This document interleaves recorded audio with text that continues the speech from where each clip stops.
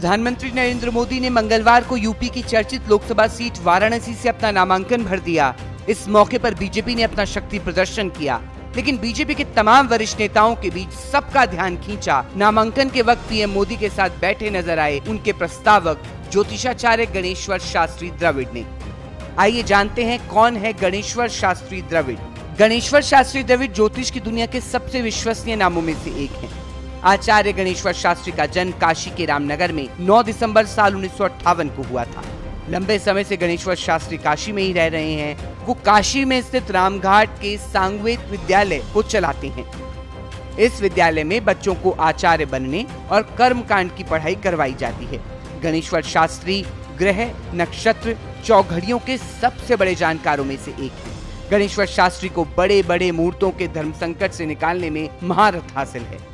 इसके अलावा गणेश्वर शास्त्री नंगे पांव रहकर यम नियम का पालन करते हैं। गणेश्वर शास्त्री ने ही अयोध्या में राम मंदिर की प्राण प्रतिष्ठा के लिए शुभ मुहूर्त भी निकाला था। ये प्रश्न आया कि मुहूर्त निकाल के दिया जाए, तो पूरे मुहूर्त निकाल के दिया गया। अच्छा, उसका सुपरिणाम है कि मंदिर तैयार हो गया। उसके बाद स्थापना के लिए मुहूर्त पूछा गया तो दे दिया गया। इसलिए वहाँ पर राम जन्मभूमि का विशेष महत्व स्कंद पुराण के वैष्णव खंड में बताया है, तो उसका उद्धार हो रहा है। तो ये सुखद समय है, सभी के लिए है। बताया जाता है कि गणेश्वर शास्त्री द्रविड़ मूल रूप से दक्षिण भारत से काशी आए थे। गणेश्वर शास्त्री के साथ उनके भाई पंडित विश्वेश्वर शास्त्री भी रहते हैं। वो भी बड़े विद्वान हैं। आचार्य शास्त्री के पिता राज राजेश्वर शास्त्री द्रविड़ को पंडित राज की उपाधि मिली हुई है। भारत सरकार की ओर से उन्हें देश के प्रमुख नागरिक सम्मान पद्म भूषण से सम्मानित किया गया था। आचार्य गणेश्वर शास्त्री नंगे पांव रहकर यम नियम का पालन करते हुए ऋषियों के समान जीवन व्यतीत करते हैं। कपड़ों के नाम पर वे केवल एक धोती पहनते हैं। ज्योतिष शास्त्र एक गहन है, समुद्र जैसा। उसमें जो जितना डुबकी लगाए उतना वो पाएगा।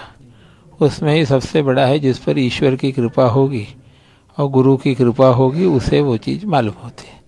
हम लोगों ने बचपन में बूढ़े बूढ़े जो ज्योतिषी थे उनके मुख से कई बातें सुनी और बड़ों के मुख से जो कुछ अध्ययन किया उसके अनुसार हमें जो उचित मिला सो दिया। हालांकि पीएम मोदी के नामांकन के बाद जब मीडिया ने गणेश्वर शास्त्री से सवाल पूछा कि क्या आज पीएम के नामांकन का समय भी आपने ही निश्चित किया है, तो उन्होंने बहुत स्पष्ट जवाब नहीं दिया। लेकिन गौर करने वाली बात यह है कि पीएम मोदी ने गंगा सप्तमी के दिन पुष्य नक्षत्र में अपना नामांकन पत्र दाखिल किया है।